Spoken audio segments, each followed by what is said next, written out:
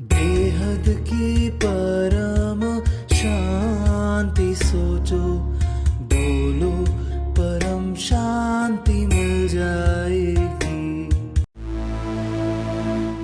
मन क्या है? इसका आत्मा के साथ क्या संबंध है? काम, क्रोध, सफलता और विफलता का मन से क्या नाता है? चेतना क्या है? चेतना के कितने प्रकार हैं? यह मनुष्य को कैसे प्रभावित करती है? परम शांति के मार्ग से प्रगति, सफलता की ओर अपने मन को किस प्रकार ले जा सकते हैं? आइए जानते हैं श्री आनंद भाई पटेल से। अब आपने मन को साइड में रखा, मन में जो भी बातें चल रही थी आपने मन को साइड में रखा। अब आप एक आत्मा हो। अब आपका ध्यान सिर्फ आत्मा पे आ गया कि मैं एक दिव्य आत्मा हूं, मैं चैतन्य आत्मा हूं और इसके ऊपर ही मेरा फोकस है कि बस अब मैं प्योरेस्ट आत्मा हूं। अब मैंने इस ध्यान में आत्मा स्वरूप में रह के जो संकल्प कर लिया, तो अब वो कार्य मन को करना पड़ेगा। मन एक प्रोसेसर है। मन में ये हमने डाल दिया कि मैं तो एक दिव्य आत्मा हूं। अब आप कहोगे कैसे भाई? जैसे आपको एक साधु संत ने एक आशीर्वाद दे दिया कि जा तेरा अब भला होना शुरू हो जाएगा। हमने इस बात को एक्सेप्ट कर लिया, यस अब तो महाराज जी ने बोल दिया, अब तो काम होना ही होना है। तो यस हमने ऊर्जा बदल दी, हमने सकारात्मकता की ओर ले गए। लेकिन उस सकारात्मक ऊर्जा को पाने के लिए हमें महाराज जी का सहारा लेना पड़ा। तो वो सहारा हमें फोकस बदलने में मदद मिली। हमें गुरुओं के आशीर्वाद से मदद मिलती है। हम वो आशीर्वाद से अपना पूरा फोकस बदल लेते हैं, क्योंकि हमें एक आदत पड़ी है कि क्योंकि हम मन से बाहर नहीं निकलते, इसीलिए हमें किसी और की, जो दिव्य आत्माओं की हमें जरूरत पड़ती है, उनके आशीर्वाद की जरूरत पड़ती है। हमें उनसे फोकस लेना पड़ता है ध्यान को बदलने के लिए। तो भगवान कृष्ण ने बोला अर्जुन को कि तू तो विश्व परिवर्तक आत्मा है, तू तो दुनिया का कल्याण करने वाली आत्मा है, तू सिद्ध बन जा, तू मुनि बन जा, तू स्थित प्रज्ञ बन जा। तो जब तू स्थित प्रज्ञ बनेगा तो सुख दुख से परे हो जाएगा। देखो उसने अपनी ड्यूटी की और हजारों लोगों का कत्लेआम हो गया, हजारों लोगों को मार दिया गया, लेकिन तनिक भी उसको पाप कर्म नहीं लगा। एक सामान्य मनुष्य किसी को मार देता है तो उसको फांसी तक लग जाती है, लेकिन उसने कर्म बंधन सच्ची उसने ड्यूटी की तो उसको भगवान ने पाप नहीं लगाया। तो ऐसे ही अगर हम अपने कर्म को, अपने बंधनों को अपनी ड्यूटी समझ के करते रहे तो पाप कर्म होगा ही नहीं। भगवान ने बोला मेरी याद में तू कर्म कर, अकर्ता बन जा, कर्ता से अकर्ता। ऊपर वाला जो कराता है वही मैं करता हूं। ये अगर तुम्हारे ध्यान में आ गया ये बात, तो तुम्हें कर्म बंधन बांधेंगे नहीं। कर्म बंधन सामने आएंगे जरूर, लेकिन तुम्हें तंग नहीं करेंगे, दुख नहीं पैदा करेंगे। दुख आया 100 लोग खड़े हो जाएंगे मदद करने के लिए। तो ये है पावर ऑफ पॉजिटिविटी, आत्मस्वरूप की शक्ति। भगवान बार बार बताते हैं कि मन से ऊपर उठ, मन से ऊपर उठ। तो ये अभ्यास आपको करना होगा और ये अभ्यास करते करते करते करते हर दिन बदलेगा, मन बदलेगा। कोई कहता है यार हमारा मन तो कभी बदल ही नहीं सकता, हम तो ये बुराइयां छोड़ ही नहीं सकते। 100% छोड़ सकते हैं। आज इतनी सारी संस्थाएं कार्य कर रही है। चेन स्मोकर जो इतनी स्मोकिंग करते हैं उनको हैबिट कैसे हटाते हैं, उनकी हैबिट, कोई शराब पीता है उसकी हैबिट कैसे हटाते हैं। उसको बोलते हैं कि जब तुझे पीना है तो तू पी रहा है तब ये सोच, शराब पी रहा है तब ये सोच कि ये तो बहुत बुरी है और मैं एक दिन इसको छोड़ दूंगा। इसको रिपीट करता जा, भले अभी नहीं छूट रही, लेकिन एक दिन ऐसा आएगा, मन मजबूत हो जाएगा और तू उसे छोड़ देगा। तो ऐसे ही मैं सकारात्मक आत्मा हूँ, दिव्य आत्मा हूँ, चैतन्य आत्मा हूँ, मैं देवात्मा हूँ, मैं जागृत आत्मा हूँ, मैं ब्रह्म स्वरूप आत्मा हूँ। क्या ये बनना इम्पॉसिबल है? डेफिनेटली पॉसिबल है। कई आत्माएं, ऐसी दिव्य आत्माएं धरती पे आई और वो इसी स्वरूप को, आत्म स्वरूप को धारण करते करते वो ब्रह्म स्वरूप बन के यहाँ से चली भी गई। और आज हम खोज रहे हैं कि मेरा चमत्कार कौन करे, मेरे दुख दर्द कौन खत्म करे। भाई तुम ही तो खुद हो दुख दर्द को खत्म करने वाले। तुम्हारे से बढ़िया कोई हो ही नहीं सकता। जिन जिन लोगों को वरदान मिला था उनको जाके पूछ के आओ। वो सत्यवान सत्यवती को उनको पूछ के आओ जो यमराज से सत्यवान को वापस लेके आए थे। आज वो कहाँ हैं? कहाँ गए उनके वरदान? कहाँ गए उनके आयुष्य का वरदान? क्या वो टिकने वाला है? जिन जिनको वरदान मिला उनकी हिस्ट्री निकालो, पूछो, देखो क्या हुआ उन वरदानों का। वरदान मिलते हैं, टेम्पररी होता है, ये सब कुछ टेम्पररी है, सुख दुख टेम्पररी है, तुम्हें वरदान भी टेम्पररी मिलते हैं। जिन्होंने अमर लोक का वरदान मांगा उनको क्या मिला? सभी राक्षसों ने अपने अमर बनने का वरदान मांगा, क्या हुआ? मिला किसी को? नहीं मिल सकता। अमरत्व के बिना तुम अमर कैसे होंगे? अमर बनने के लिए तो तुम्हें ज्ञान चाहिए। अरे तुम ऑलरेडी अमर ही हो, पर फिर भी तुम वो वरदान मांग रहे हो। जब पता है कि आत्मा अजर अमर अविनाशी है, तो जब मैं हूं तो फिर मैं बाहर जाके क्या मांग रहा हूं? किससे मांग रहा हूं? अनुभूति नहीं है ना। तुम्हारी जेब में पैसे पड़े और हम बाहर पैसे मांग रहे कि भाई दे दे दे दे दे दे। तुम्हारे भीतर वो है, तो अज्ञान को खत्म करने की शक्ति तुम्हारे भीतर है। तुम्हारे भीतर वो जागृतता है, तुम्हारे भीतर वो परम प्रकाश, परम लाइट है। तुम जब चाहो तब अपने आप को जागृत कर सकते हो। तुम आत्मस्वरूप बन के तो देखो, मन से थोड़ी देर के लिए मुक्ति पाके तो देखो, कितना आनंद है उस आत्मस्वरूप में। गजब का आनंद है, परम आनंद है। इसीलिए जिसको उस परम आनंद की अनुभूति हो जाए तो वो धरती लोक के आनंद में कोई रस नहीं लगेगा उसे। ये खा लूँ, ये देख लूँ, ये फलाना कर दूँ, ये सब कुछ ही सेकंड, कुछ ही पल के आनंद है। मैं ये नहीं कहता कि उसमें आनंद नहीं है, मैं कहता हूँ है, लेकिन कुछ पल का। आज हमने एक वो फोटो भी देखी थी जिसमें एक हाथी तालाब में फंस गया था, मगरमच्छ ने पैर पकड़ लिया था और वो इतना बुरी तरह फंस गया था कि बचाने वाला कोई नहीं था। लेकिन उसके ऊपर से मधुमक्खी का छत्ता था, वहाँ से जो मध है वो उसके ऊपर टपक टपक एक एक बूंद उसके अंदर आ रहा था और वो हाथी जो है वो उसका आनंद ले रहा था। तो मनुष्य की भी यही हालत है। एक तरफ हमें मृत्यु ने पकड़ रखा है, ठीक, और एक तरफ जो है हम छोटा छोटा छोटा आनंद, छोटे छोटे विषय, छोटे छोटे आनंद की खोज में उसके आनंद ले रहे हैं। उस दुख का हम छोटा छोटा जो हमें सुख मिलता है उसका हम आनंद ले रहे हैं। उस आनंद को प्राप्त करने के लिए जो है इस वक्त धरती पे सब पागल है। कोई कहता है मेरा डबल हो जाए, कोई कहता है मैं इतना कमा लूँ, कोई कहता है मैं इतना कर लूँ। पर भाई कितना चाहिए? जब तुम दिव्य आत्मा हो, जब तक तुमने लक्ष्य नहीं बनाया कि मुझे जीवन मुक्त बनना है, मुझे मोक्ष चाहिए, जब तक तुम्हारा लक्ष्य नहीं होगा तब तक तो तुम बस एक सामान्य मनुष्य की तरह ही होंगे, कोई फर्क नहीं है। लेकिन जब तुम लक्ष्य बनाओगे तब उसके ऊपर तुम काम करोगे, तब तुम्हारा मन उस पे काम करेगा।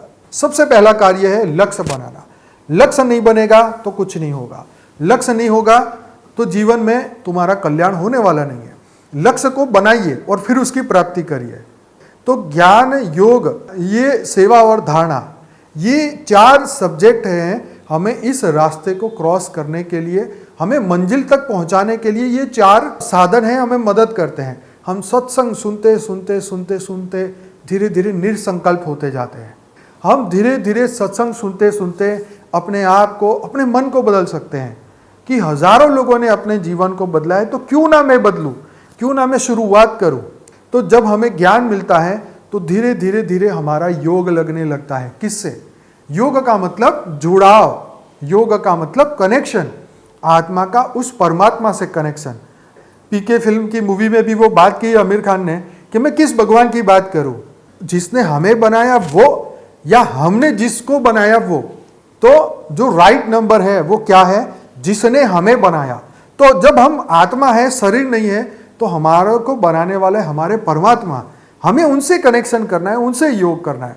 अब तुम कहो वो तो दिखता नहीं है। अरे वो दिखता नहीं है, लेकिन सूरज अगर रात को चला जाता है तो इसका मतलब वो है नहीं क्या? वो तो अपना कार्य कर रहा है, वो किसी और देश में दिख रहा है इस वक्त। कुछ साल पहले लोगों को ये भी नहीं पता था कि सूर्य, सबको लगता था कि दिन और रात मतलब सूर्य कहीं डूब जाता है, लेकिन सूर्य डूबता नहीं, वो तो 24 घंटे काम करता है। ऐसे ही परमात्मा 24 घंटे हर जगह पे मौजूद है। हमारा कनेक्शन उनसे सिर्फ करना बाकी है। हम उसकी छवि नहीं बना पा रहे हैं, हम उसको मूर्तियों में ढूंढ रहे हैं या हम उसको व्यक्तियों में ढूंढ रहे हैं, लेकिन वो तो हर जगह मौजूद है, क्योंकि वो तो पर ब्रह्म, पार सत्ता है, परम सत्ता है। तो उसकी सत्ता कहाँ ना होगी? कहते हैं ना कि उसकी मर्जी के बिना पत्ता नहीं हिल सकता। तो पत्ता ना हिल सकना मतलब क्या? उस पत्ते में भी उसका वो पावर मौजूद है। वो दीवार तोड़ के निकल जाता है अपने भक्त के लिए, प्रहलाद के लिए। पिलर तोड़ के निकल आते हैं, नरसिंह अवतार लेके अपने भक्तों के लिए, एक नहीं हजार ऐसे उदाहरण है जहां भगवान स्वयं प्रकट हुए, अलग अलग रूपों में हुए। कच्छ अवतार, मत्स्य अवतार, आप देखो हनुमान जी रुद्र स्वरूप, कितने भगवान विष्णु के अवतार देखो 24 अवतार, शिव जी के देखो 28 अवतार। क्यों हुए? मानवता की भलाई के लिए, इस मनुष्य सृष्टि को बचाने के लिए, दिव्य आत्माओं को बचाने के लिए। तो अब जो समय चल रहा है, जो आत्म स्वरूप को समझ पाएगा, जो आत्म स्वरूप का अभ्यास कर पाएगा, वो परमात्मा तक पहुंच जाएगा। यहाँ पे मेरा ये संदेश है इस दुनिया में सभी को कि आत्म स्वरूप का अभ्यास करो, क्योंकि इससे ऊपर कोई अभ्यास नहीं है। मैंने जितने भी यहाँ पे बात करी, अष्टांग योग की बात करी, तो अष्टांग योग में आखिर में एक समाधि आती है। तो यम, नियम, आसन, प्राणायाम, प्रत्याहार, नियम, ध्यान, समाधि, आखिर में समाधि। समाधि एक अवस्था है, समाधि कोई आपको फाइनल सर्टिफिकेट नहीं है। समाधि एक मन की अंतिम स्टेज है जहां मन अमन हो जाता है। वहां समाधि में जब हम आत्मा और परमात्मा का योग हो जाता है, वो समाधि जहां पे हमें दिन दुनिया का नहीं पता होता, हमें वार त्यौहार का पता नहीं होता, वो है समाधि। और अष्टांग योग में आखिरी समाधि में ही जाना है। शरीर का योग तो शरीर को स्वस्थ करता है, लोम विलोम मदद करता है, प्राणायाम, कपाल भारती, ये सब हमारे शरीर को स्वस्थ करते हैं, मन को स्वस्थ करते हैं। ये सब चिकित्साएं थी पूर्व समय में कि अष्टांग योग को करते करते करते हम समाधि तक, बिना इनके तुम समाधि में नहीं पहुंच सकते। क्या करना, क्या नहीं करना, क्या खाना, क्या नहीं पीना, ये तो हर धर्म बता ही रहा है। हमें हर आचरण से हम इसको फॉलो भी कर सकते हैं, लेकिन आखिर में तो परमात्मा से जुड़ना ही फाइनल योग है। और आत्मस्वरूप से ये होता है, तभी तुम परम परम परम आत्मा बन सकते हो, तभी तुम ब्रह्म समान बन सकते हो, अहम ब्रह्मास्मि बन सकते हो, शिवो हम बन सकते हो, मैं ही वो शिव हूँ। बापूजी बोलते हैं कि शिव जीव हो गए हैं। उस जीवों को जगाने का समय आ गया। 33 कोटि देवताएं जो मनुष्य बन गए हैं, उनको जगाने का समय आ चुका है कि तुम ही वो देवता थे, तुम ही वो शिव थे। जो तुम्हारे अंदर रिकॉर्डेड है वो तुम मानोगे। तुम शिव की रचना हो तो 100% शिव को मानोगे ही मानोगे, क्योंकि तुम्हारे अंदर वो रिकॉर्डिंग है। 700 करोड़ लोग बोले कि नहीं, तुमने तो इस धर्म में जन्म लिया है, तुम तो मान ही नहीं सकते शिव को, नाम ही नहीं ले सकते, लेकिन अंदर की आवाज है। उस अंदर की आवाज को कौन रोक सकता है? आज आप देखते हैं ना, कितने लोग इस्कॉन में जुड़े, जो विदेश के लोग जुड़े, रसिया के लोग जुड़े। क्यों जुड़े? पूर्व जन्म में उनके अंदर वो अभ्यास था, पूर्व जन्म में वो रिकॉर्डिंग थी, पूर्व जन्म में वो कर्म बंधन थे। इस जन्म में वो अपने कर्म बंधन के कारण, मान लो कृष्ण के घर में पैदा भी हो गए, तो भी भगवान का नाम सुनते पागल हो जाएंगे, क्योंकि उन्होंने पूरे जीवन में, अनंत जन्म में अभ्यास किया है ये।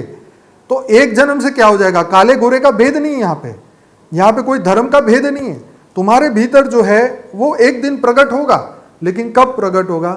जब तुम मन से अमन हो जाओगे तब। आत्म स्वरूप में अनंत सूर्यों की शक्ति तुम्हारे भीतर है, लेकिन जब तुम उसे प्रकट करोगे तब।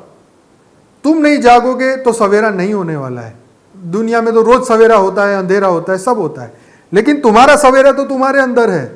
तुम्हारा ज्ञान ही उस सवेरे को प्रकट करेगा, तुम्हारा अज्ञान उसे खत्म करेगा, तुम्हारी जागृति। तो ये समय है आत्म जागृति का।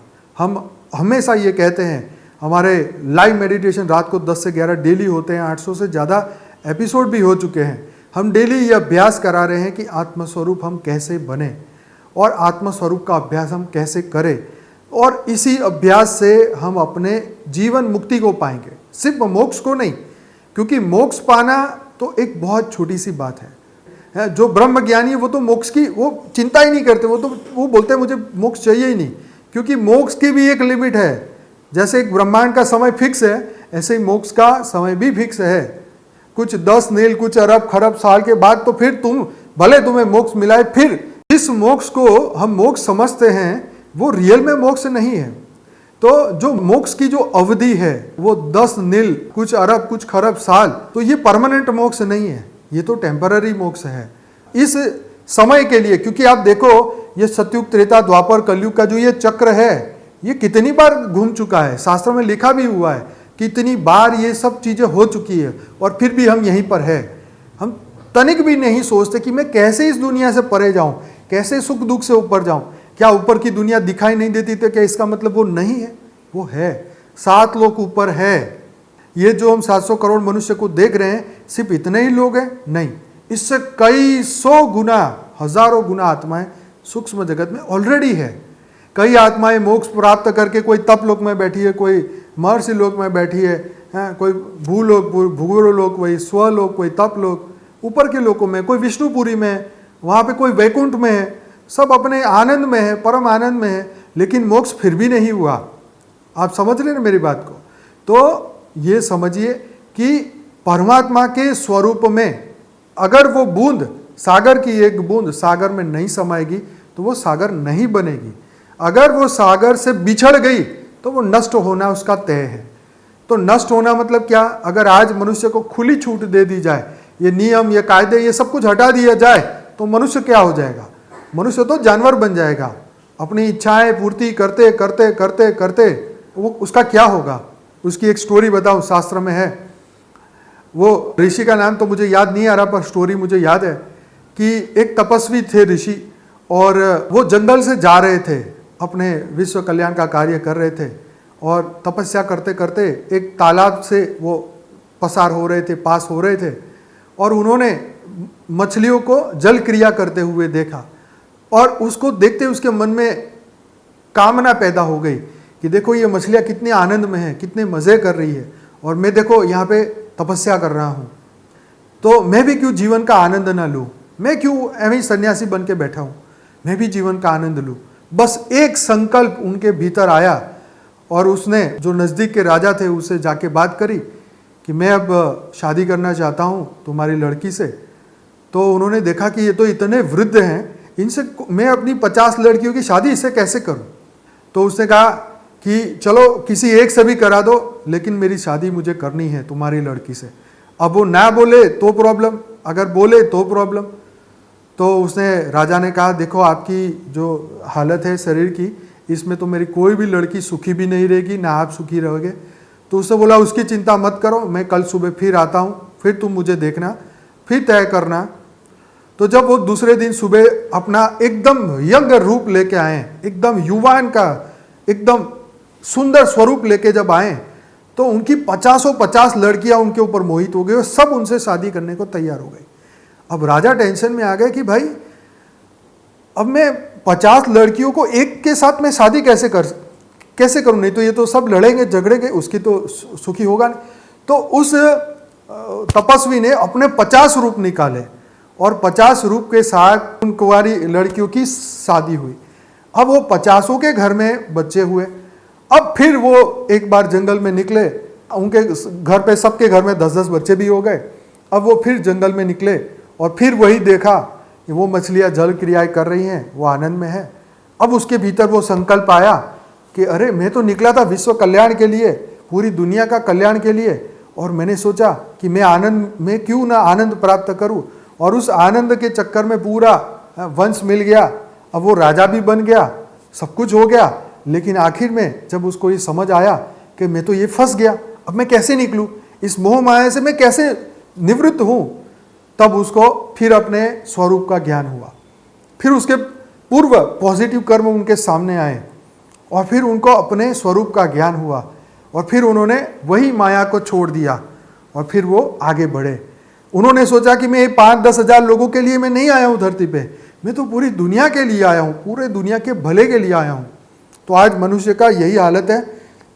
अगर हमने जो देखा, क्योंकि जो हम देखेंगे उसकी एनर्जी हमारे भीतर आएगी, जो हम रोक नहीं सकते अपने आप को। अगर हमने जो चीज देखी, अगर हम उसको एक बार देख लिया, इसलिए बोला है ना, बुरा न देखो, बुरा न सोचो, बुरा न बोलो। कारण क्योंकि एक बार वो एनर्जी मन में चली गई तो वो मल्टीपल हो जाएगी। तो हमने अपने लक्ष्य का अभ्यास नहीं किया, आत्मस्वरूप का अभ्यास नहीं किया, तो जैसे वो ऋषि अपने मार्ग से भटक गए, हम भी भटक रहे हैं और भटक जाएंगे।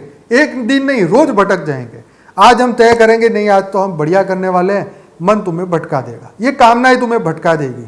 तो जैसे एक समुद्र में एक नाव, हवा से चलने वाली नाव, अगर तुम्हारा कमांड उसके ऊपर नहीं है तो वो तो सागर में ही घूमती रहेगी, सागर में ही घूमती रहेगी। तुम्हें दिशा तय करनी पड़ेगी कि मुझे इस दिशा में जाना है, तुम्हें वो सड़ चढ़ाना पड़ेगा, तुम्हें वो उसको दिशा देनी पड़ेगी। तो आपको अपने आप को दिशा देनी पड़ेगी कि मुझे इस दिशा में जाना है। अगर ये दिशा मैंने तय ना करी तो मैं सागर में भटकता रहूं, बट पूरे एक जीवन नहीं, 100 जन्म नहीं, हजारों जन्म नहीं, पूरे कल्प तक, महाकल्प तक तुम भटकते ही रहोगे, भटकते ही रहोगे, भटकते ही रहोगे, और इसका अंत नहीं। और इसका अंत तुम्हें ही करना होगा, अपनी इच्छाओं का, कामनाओं का, वासनाओं का, चिंताओं का, स्ट्रेस का, तनाव का। तुम ही हो जो सभी दुखों की दवा है।